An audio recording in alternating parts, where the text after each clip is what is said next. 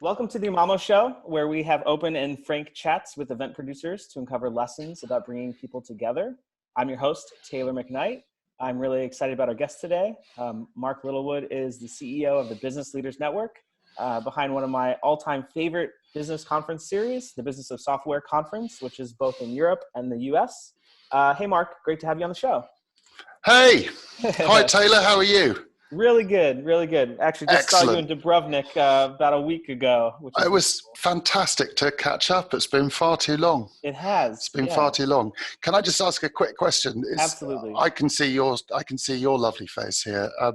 How do I know when I'm on the screen and who? Oh, it's recording both of us. Yeah. Oh, right. Okay, cool. So I can't just pick my nose when you're speaking. Nope. All eyes on Good you. to know. All eyes on you. Cool. So let's start off by just maybe you could describe your event to somebody who's never attended before. Sure.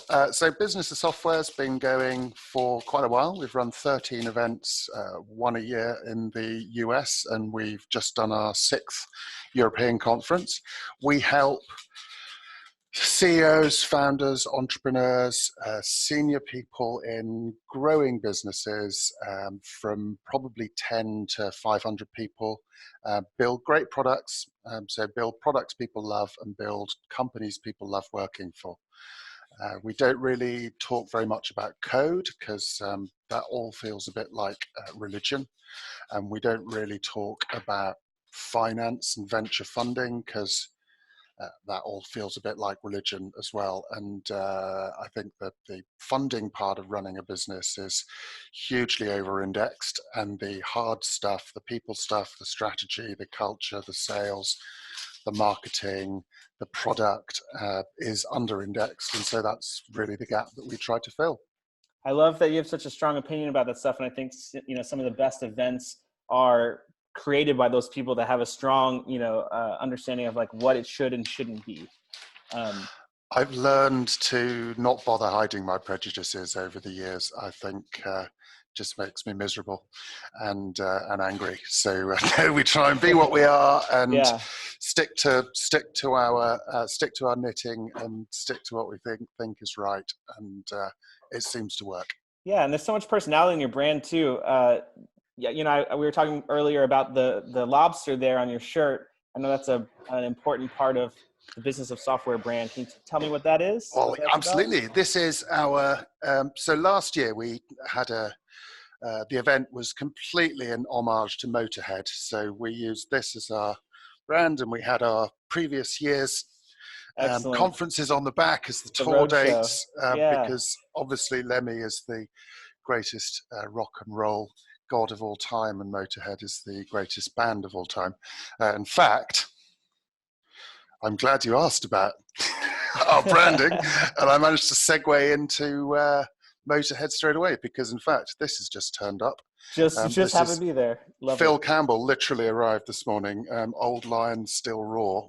Phil was the guitarist in Motorhead for 20 years. Awesome. And this is his first solo album. So I'm going to go and sit in the car after this and listen to it very, very loud. Excellent. That's, when I was designing my last company's shirts, my kind of criteria was that it had to be cool enough as a band shirt so that you would wear it even if you didn't care about like the software itself, so it's kind of cool to hear that rock and roll background. Yeah. So we just decided last year, we have our own logo and stuff, but we've always had a little device for each event. And one year we had a prancing unicorn with its horn going through a bubble, and that was the unicorn bubble event, and this, that, and the other. And then we've kind of settled on lobsters for Boston because they're very Boston. Yeah. And in fact, this is our man, that's good. 8-bit lobster. I don't know if you can see that. The Space 8-bit Invaders. Lobster Space Invaders for this year. Excellent. Hey, look, someone's handing me tickets. Merch and stickers. I love it. I love it. So give me your address and we'll send you some of this. And here we always like to do nice giveaways. So this, you'll notice, isn't a lobster. Squirrel. In fact, it's upside down. Yeah. So in the UK, we've just settled in Cambridge, England.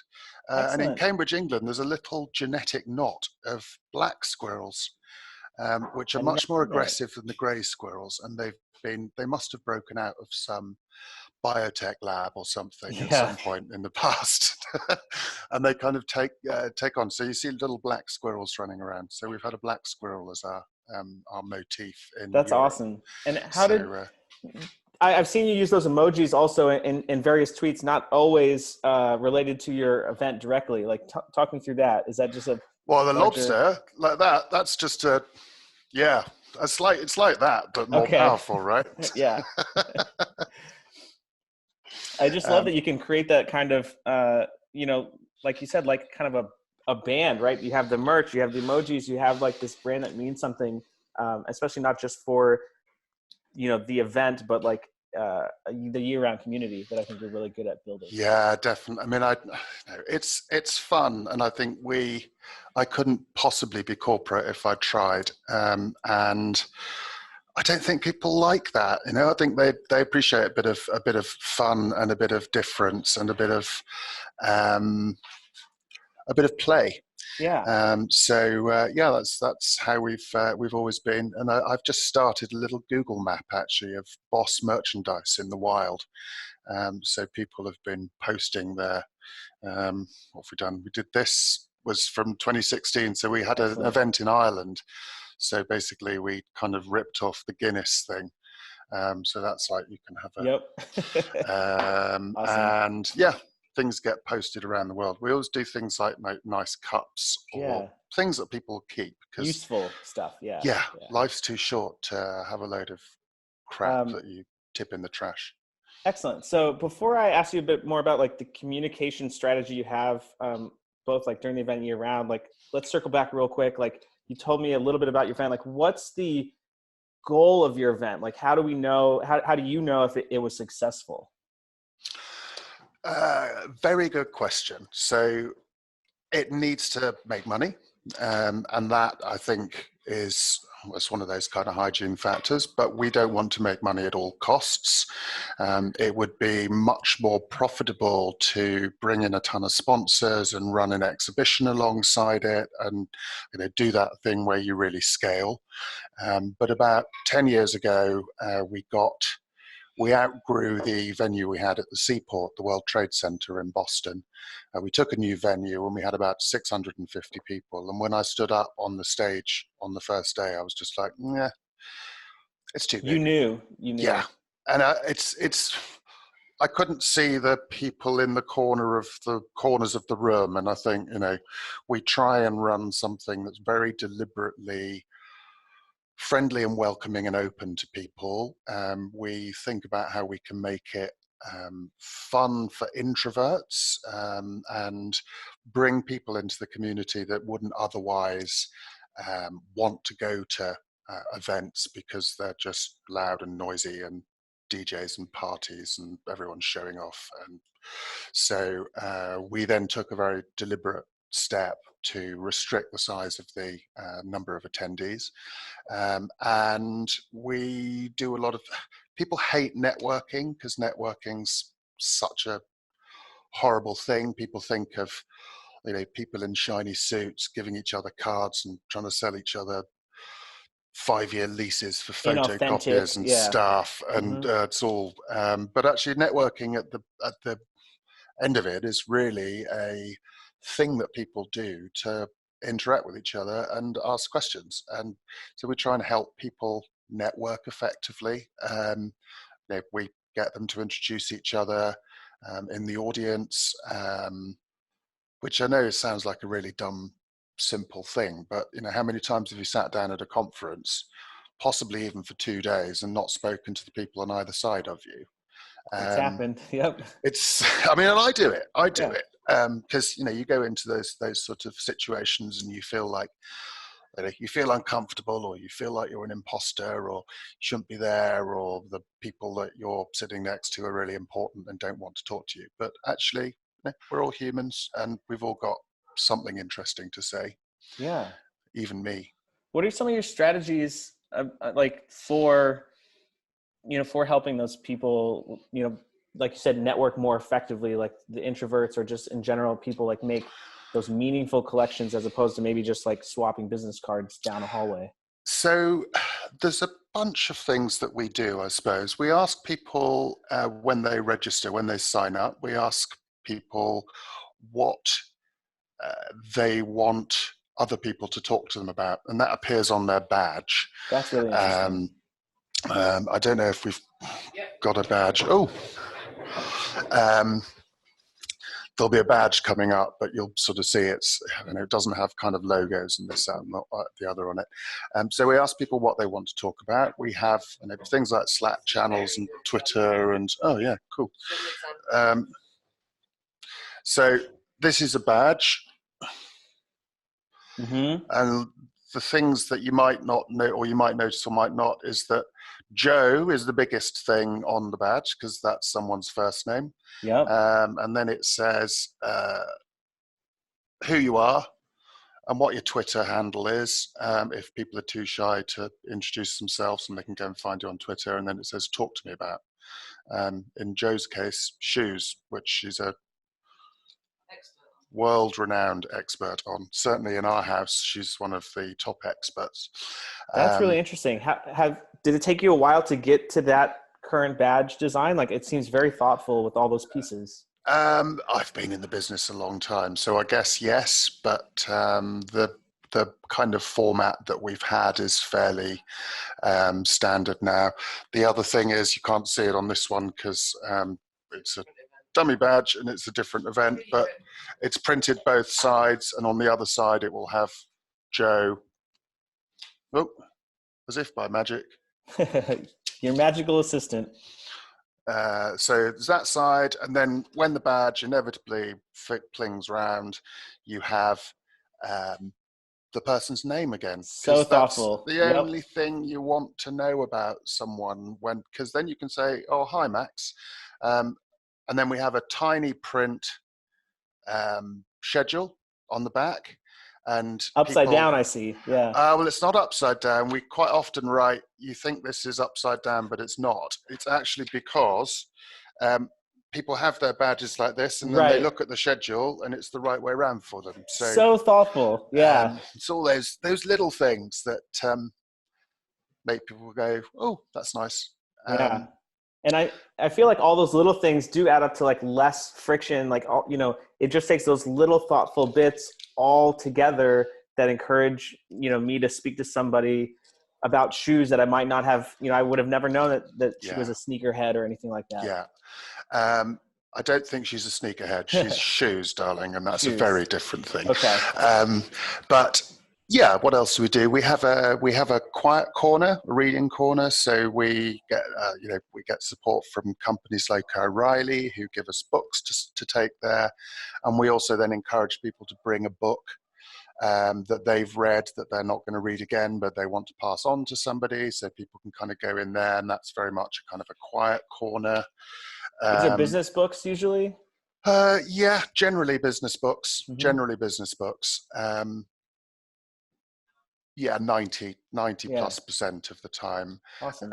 We've started doing a bring something from your local area. That's fun. Just as a little thing, and then we've got a local corner, and people can put their thing in, and they put a little note by it, and people have bought coffee from Costa Rica, and Belgian chocolate, and Coleman's mustard, and yeah, I was just about to get to that. So there you go. Somebody came from Camden Market, which is a very it's a very cool, trendy place in London, and they bought Camden Market Rizzlers, which we thought was great. So it's just those little things that you want people to feel. I don't want people to feel like they're in a big hotel at a big event doing a big corporate thing and everyone's in suits and ties, and they just want people to feel comfortable. So there's a bunch of things like that we do. The other thing we do is a thing called Birds of a Feather tables. which are set out at breakfast and at lunchtime. Okay. Because then there's that other thing of you go into a room and there's a bunch of people talking and you don't want to sit down and interrupt, but you don't really want to eat by yourself. Some people do. But you've then got tables where people can go to and they can talk about SaaS marketing. So these are topic tables? Yeah, effectively. Where are the topics? Got them somewhere. The birds of a feather topics. Yeah. Come back to that. So some of them are measuring SaaS metrics at companies of more than 200 people doing B2B. I mean, pretty specific. Yeah. Some get very specific, and then some are much more open. Who comes up with those topics? Some people suggest them, and then we make some up as well. Because generally, when people suggest them, they come up with really sensible ideas. So, but then that's like an example. Preparing for venture capital, what people are looking for, who inspires you and why. I love how it kind of goes the gamut from, simple icebreakers, right? Like my favorite podcast, to like very specific, help me pitch better. Well, some people are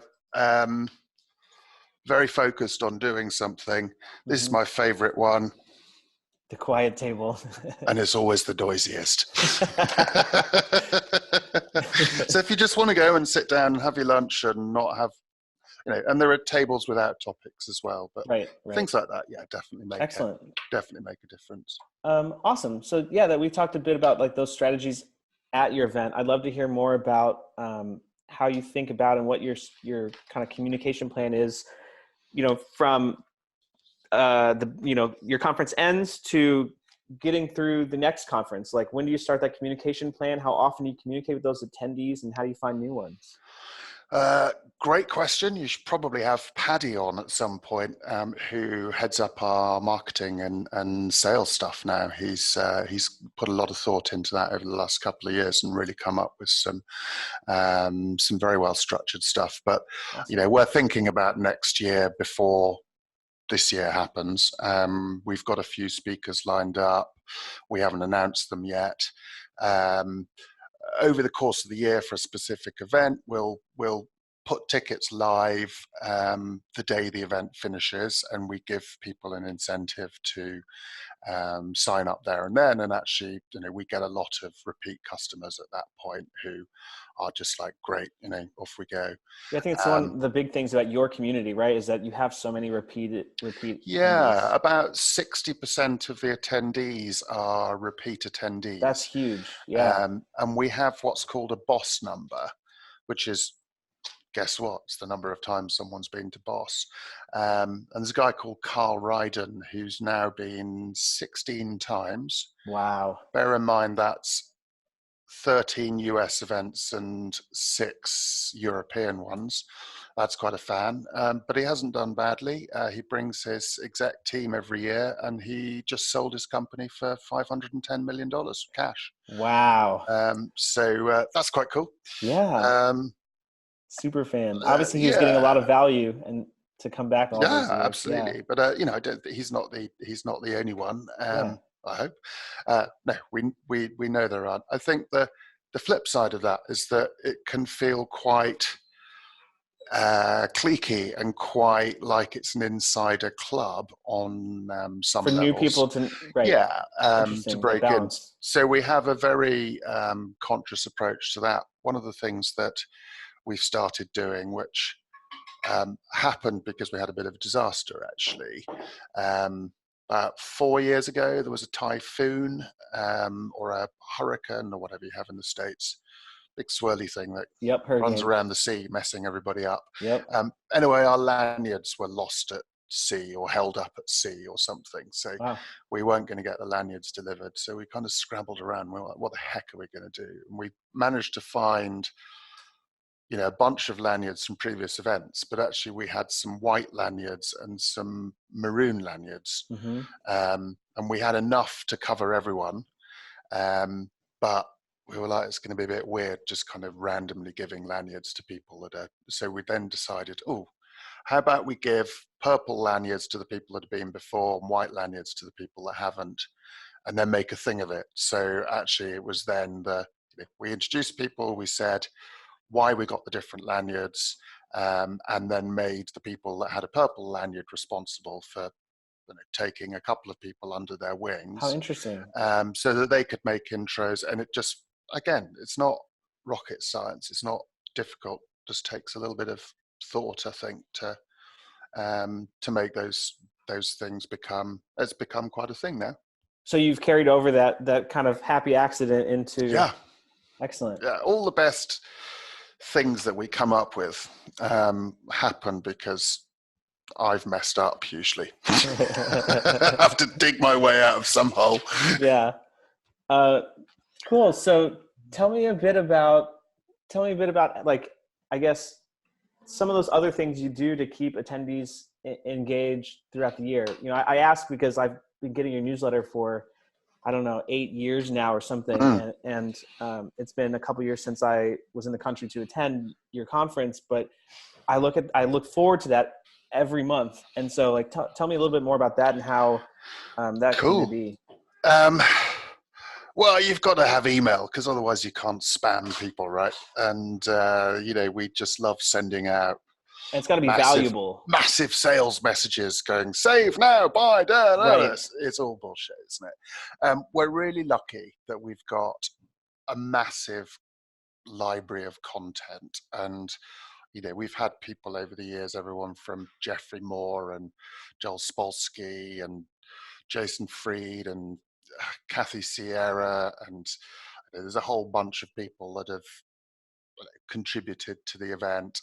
So we've always got content that we can send people, and it's always going to, whenever we send an email, we make a commitment to put a new piece of content in, whether it's a video of a talk or potentially then a Q&A that we run with a speaker post-event, because what we've tended to do now is when we publish the talks, we get them transcribed, we publish the slides, the video, the transcription, we do collaborative notes at the event so that we kind of put them all in one place, give people a couple of weeks to look at the talk and then come up with questions and then run a hangout with the speakers.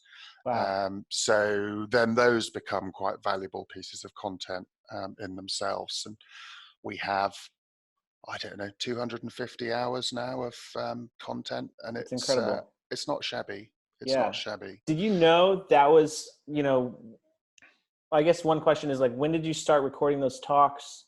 What was the first year of that? The year 2. Okay. Wow. So they weren't recorded in the first year, but the first year was slightly, it was an experiment. I didn't set Boss up. It was set up by a really good friend of mine, a guy called Neil Davidson, who was one of the 2 founders and co-CEOs of a company called Redgate Software, which is a very successful, self-funded, 300-person, 70 or 80 million dollar revenue now company, and he built the company to about 30 or 40 people and kind of looked up and was like, I have no idea what I'm doing. I better go and learn. And he looked around for conferences to go to. Everything was about starting up or doing some kind of financial shenanigan to IPO, and he wanted to build a long-term, profitable, sustainable business. So it's like, well, I better just do my own thing. And so the first event was run as I'm going to get hold of all the people I'd like to come and talk. So I got hold of people like Jeffrey Moore, and a whole bunch of really interesting people in the industry, and said, I'm going to run this conference, would you come along and talk? People said yes. And he didn't really think of it as didn't do much marketing. I think there were sort of 70 or 80 people at it, but hugely high value. And then he realized quite sensibly that running conferences is a pain in the backside. So it's very challenging. Got me involved. But I love that founding story. And I think maybe that's why even today your conference stands out as like you said, something that's so practical. Like you listen to these talks and it's not just high level stuff about, being inspired. It's like literally, how do I, hire better, make better hiring decisions, or how do I actually take advantage of like, new marketing channels. Yeah. It's very specific. And I think that Yeah. that comes out of like his experience, right? He wanted something It to actually definitely comes use. out of his experience. And I think it also is a little bit about how I try and curate the content. So we have over 500 applications to speak a year. Wow. A lot of them are just, they're not the right kind of talks for Boss. We have a single track event. It's kind of essentially keynote only. Boss USA is 2.5 days, and we have 15 speakers, which means people are taking up a good amount of time. And when I first heard of this concept, I was like, oh no, that sounds so boring. I didn't realize it at the time, but actually I have ADHD. So the thought of sitting still for an hour just like horrifies me. But actually that's turned into, being quite a superpower, because if someone can convince me that they're going to keep me as someone that's seen 9% of the top 100 films of all time, because I get bored by the time the in production with and the da, da, da, da, so okay, whatever. Most people are going to be sucked into something, and I think I don't like here the 77 sexy secrets to SaaS success. Right. All those kind of Like on the guaranteed cover of Inc. playbooks. magazine or something. Yeah, Yeah. it's just, that's just horrible. I mean, that's just taking advantage of people, and I'm surprised people don't see through it more. Every entrepreneur exists within their own context, and all questions about business growth and what you want to do in your business are very context specific, and that's not just about the industry and the type of company you are and the type of software you want to be, but it's what are your personal circumstances, what are your own goals and ambitions. And we don't prioritize funding over business growth and scaling a business. There are people that want to grow a great business that they want to be in charge of 3 generations down the line. There are people that want to build a business and scale it and flip it as fast as they can. We're less worried about what people's motivations are there, and more concerned with helping them understand that whatever you want to do, you have to ask a set of questions that's right for you. So, yeah, I mean, in I a just way, hear that you know your audience so well, right? Like you're so opinionated about what your conference, the content you want to serve, and like the people you want to help. And I love that. Like, yeah, I think so. That doesn't make me right, but well, right for you. You're doing yeah. something right. Yeah, I'm interested again about like, so you started recording those talks in year 2. Like what? And that's something I just think like so many event producers should be doing, recording this content and making it this kind of year-round community, building off of it. How did you decide it was worth the investment in year 2, and like how is that grown? It's expensive to record all those talks, right? And like, holy cow, you have no idea. So when I first started working on Boss in the States, I think it was costing us, well, I thought it was costing us about 20 something $1,000. And I didn't for 2 discover days, for 2.5 days. 2.5 I days. didn't discover for another year or something that there was also another $18,000 of AV equipment that was hidden in the AV cost, which was there for the videographer as well. So yeah, swingingly expensive. But I mean, some of those videos have had hundreds of thousands of views. Some of them have become quite canonical talks. There was one that that I'm really very pleased with for lots of reasons, but one called The Long, Slow SaaS Ramp of Death, which a lady called Gail Goodman gave. I actually, my claim to fame, I came up with the talk title. Excellent. But she'd been running a SaaS company for 14 years at that point, and this was 4 or 5 years ago, so 6 years ago, in fact. So she talked about how she built that SaaS business and how she kept searching for the magic bullets and then realized there weren't magic bullets. And I was at a conference last month over in Dublin, and there were 4 speakers that referenced the talk. So I've sent that talk to friends. I've seen yeah, it. Like, I mean, it's huge. Yeah. yeah, there are. So there's lots of there's lots of benefits to that But the leap of as faith, well. right? Like, how did you decide to spend that $40,000 that first Or time? when I found out how much we were spending, I took steps to address it. So we did reduce the cost, and I don't think we haven't that hasn't impacted the quality. It was sort of set up in a way that Right. it didn't need to be set up. And any time you spend money with a hotel venue, uh, it's expensive. Yep. Yep. um, but it just seemed the right thing to do. And I think what we've done off the back of that is built a database of people that we can email that trust us.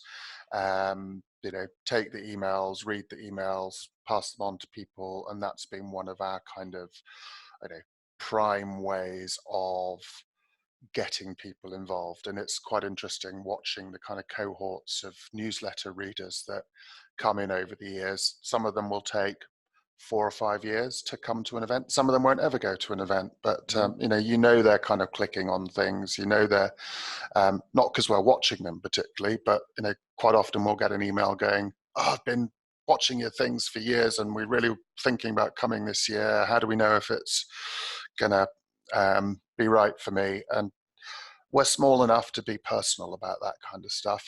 The last thing I want to do is to have someone there that either shouldn't be there or is the wrong kind of person or isn't going to get something out of it. Not least because, and I think we're probably unique in this, we have a no quibble money back guarantee to our attendees. If you Wow. come, you pay for a ticket, you feel you don't get value, we'll refund your money. Wow. That's incredible. I don't know many other events that would do that. It feels like the right Have you thing had to people do. take you up on that? I was just about to answer that question.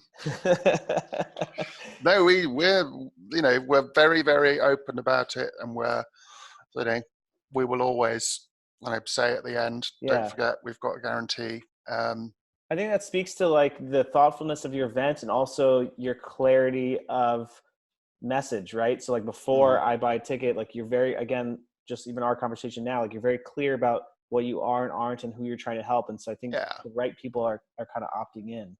yeah, Yeah. yeah, and I love to find more ways. So we've put money into advertising. Um, we've done Facebook stuff and Google stuff and some magazine things, and nothing ever comes of any of it. I know it's very difficult to measure and blah, blah, blah. I mean, Yeah. ironically, the kind of great promise of all this digital advertising and digital marketing was you'd be Tracking. able to see exactly where all your spend goes and what works and what doesn't. And, now it's all completely everyone's backtracking because, if you're selling a kind of an e-commerce based widget for something, yes, that kind of works. But I think this is a bigger kind of, The journey to buying a it's a ticket is longer. journey and it's Yeah. a bit of a concept sell. And frankly, we're always going to be competing against a bunch of other. I mean, if we wanted to do a big campaign to push the conference, which we don't really, we would effectively be going into competition with a bunch of much, much bigger scale events that Mm-hmm. offer far more or say they offer far more. And, there's all these, we're the fastest growing, we're the most profitable. I mean, where's the benefit to you as an attendee and all those things? And Right. it's like, we're the biggest. That just shouts, oh, a bit scared. I don't want to go to it. So how do you like the videos, the content, the newsletters, like, you mentioned how you guys have made an internal promise of like, we'll only send out newsletters about tickets when there's something new of value Mhm. we can like share. The the Q&As you hold, like you've kind of stretched this content into this year-round community. Is that whole is the only way you monetize all of that content right now is like just trying to sell tickets to these 2 events? Or Yeah. is, okay. So like Pretty that's all to just poor, spread the isn't it? word. Pretty poor. Call yourself a capitalist.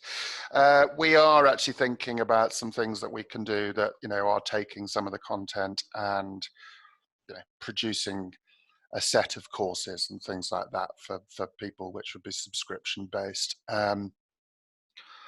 Partly because I see a lot of there are a lot of kind of little mini businesses or, businesses doing $100,000 a year or $50,000 a year or, and it's someone monetizing some bullshit ebook basically, which really, who's paying for that stuff? It's absolutely amazing that, there is such a kind of a market for that kind of stuff. Yeah. Because if you know where to look, Yeah. there is a lot of that content around, and I think there's value in like simplifying it though, right? Like, I think those people are buying it, not that they can't get it elsewhere. They just want an easy delivered package. Yes. And then there's also that kind of self-perpetuating thought leader, social media influencer thing that, I'm not desperately a huge fan of, I have to say, where, someone like Gary Vee, who, I'm sure he's not an awful human, but I mean, he says something and people just go, oh, it's like amazing. He's spoken and he's either said something completely wrong or, it's like, let's not get down that I track. understand. You haven't got time for that rant. That'll be the next episode. Yeah. The rant show. So I'm going to keep coming back to this talk stuff because it's just so interesting that you record these. You have this library of like hundreds of hours of content. And I guess I'm interested in some of the mistakes you made there. And like, I mean, how other events should be recording this content and like using it to drive, some of their strategies all year long. Like, do you have the rights to all this stuff? Like, let's start there. Like, was that difficult or challenging to communicate to speakers? Not at all. Not at all. I mean, people are,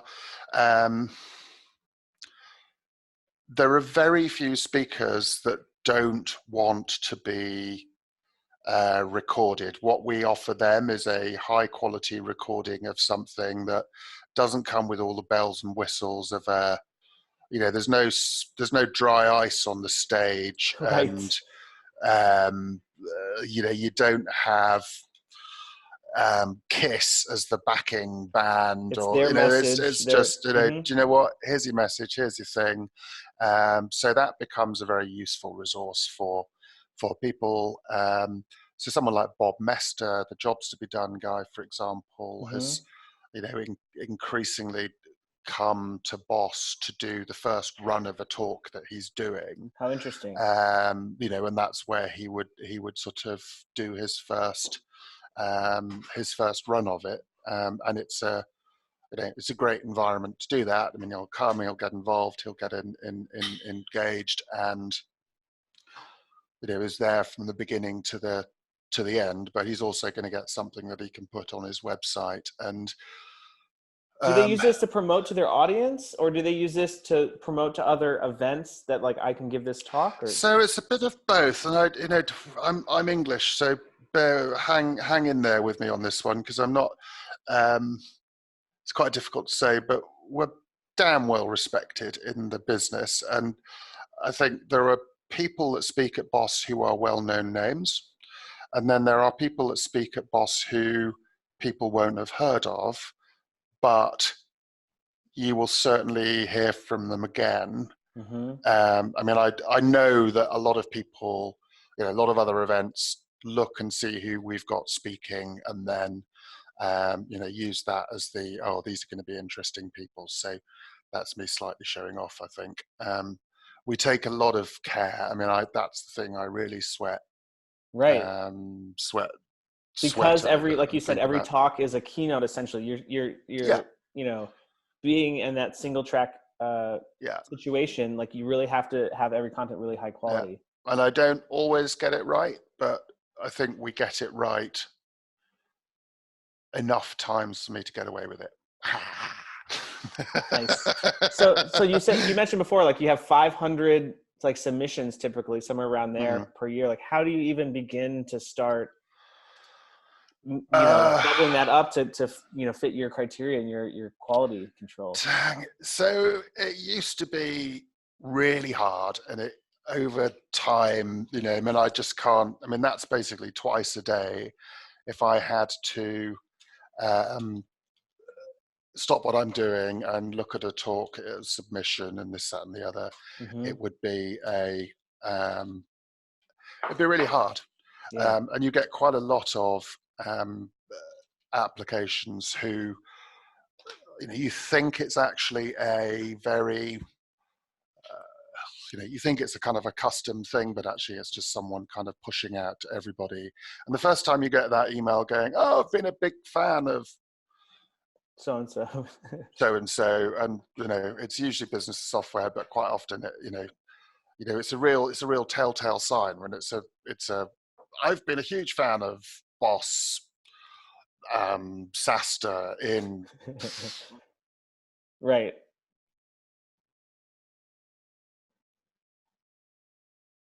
Oh, I lost your audio. Am I back? Yes. Yeah, don't tell anyone I said that. You So there's muted the good parts. a lot of people that just buy a list of conference organizers and spam them. Uh-huh. We don't take submissions from people who are applying on behalf of third parties.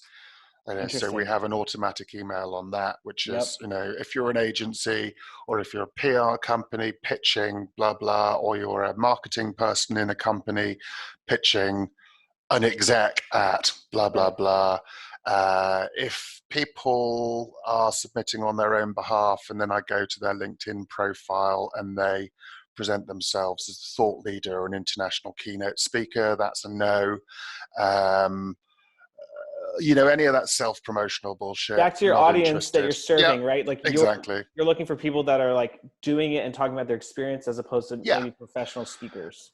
yeah. And that, we do have professional speakers, Mm-hmm. but only a very small subset of that kind of category of person. And actually, or the motivational speakers, there's a guy that I'm not going to say who he is, but he breaks out of chains and proves that you can, through the power of thought and focus, achieve anything. And his agent emails me once every 3 months. His agent keeps changing, not surprisingly, but it's just not for us. Yeah.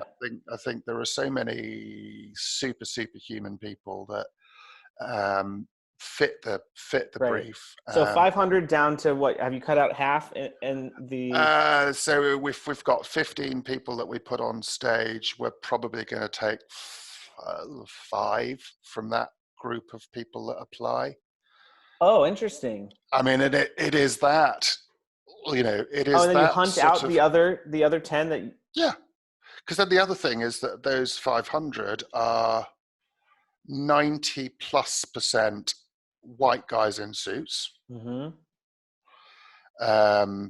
which, there's people that want to go because they don't want to buy a ticket. There's people that want to speak because they just want to have a platform. There are people that want to go because want to speak because they want to raise their own profile or get a Mm-hmm. better job or. And this many years in, can you like pretty much detect that in the I think first email? so. Yeah. I think so. Yeah, I mean, generally. Yeah. The other thing is I should get a T-shirt that says on the back of it, no, I don't want you to speak at my conference. You haven't even asked what it's about, because the number of times I'm like sort of talking to people and someone says, oh, you must talk to Mark. He runs the most amazing conferences. And the person that you're meeting goes, oh, I'd be prepared to speak at those. And you're like, yeah, I do. These conferences are called Losers Anonymous. All right. So People love speaking at conferences, and people, there are lots of events that people can go to and lots of events that people can go to and speak, and, that's all great. But there's definitely a certain type of person that makes sense. So talk me through in the last like 10, 15 minutes here, I'm kind of curious more about your like event tech stack. Like what tools are you actually using to get some of this stuff done? Spreadsheets, email, keep everything organized, communicating with speakers, things like that. Spreadsheets, email, yes. We've actually just been kind of rethinking our internal stack. So obviously we have email, and we use Gmail and Google Mail. We've started using a thing called Twist, which is done by a company called Doist, who are absolutely amazing. It's like project management software? So no, not quite. It's like Slack, but Slack drives me absolutely mad. I cannot work it out for the life of me. I just, it's too many cat gifs and blah blah. So we use Slack to communicate with the community and people that come to the event. We use Twitter to broadcast. I think we've got a Facebook page still, but yeah, we have, and we've got like a LinkedIn group, which is as pointless as the Facebook page. So Twitter is where most of you're seeing like the engagement with your audience is. Yeah, I'd say so. I mean, the best way to sell tickets is via email and having people on the email list. But in terms of what we do internally, we use Trello as project management, and that's fantastic. It's over there. We use Twist, which is a really good way to manage projects to a degree, but also then manage collaboration with projects. I'd say we use Trello to kind of look at the structure and the overall project and milestones and this, that, and the other. Twist to do four things, really. One is kind of have those conversations about, oh, we're working on badges. Whoever needs to be involved in that can kind of talk about what's going on. So that's that kind of just day-to-day chattery stuff. Yep. There's the kind of longer term ideas. So something like, how do we waste less crap and be more eco-friendly?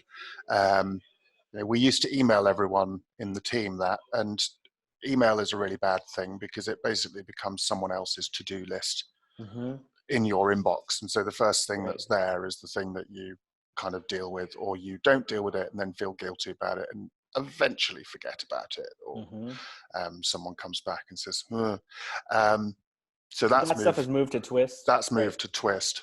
And then we have our sort of outputs, our processes, our manuals, our how do we archive a website? How do we build a new website? How do we put a new speaker up? How do we onboard a new person? How do we, any of that kind of stuff. So once something's been discussed and agreed, it then gets just put in Dropbox, basically, as sort of, we've got various manuals in there that people can access. So people don't go and change stuff in those manuals unless they've then kind of come back and said, oh, this is what we're doing at the moment. We're thinking of changing it to this. What do you think? Gives everyone a chance to kind of provide the input. That's interesting. How did you get the discipline to document all those processes? Did it, like, when did that? No idea, because we only started yesterday. Excellent.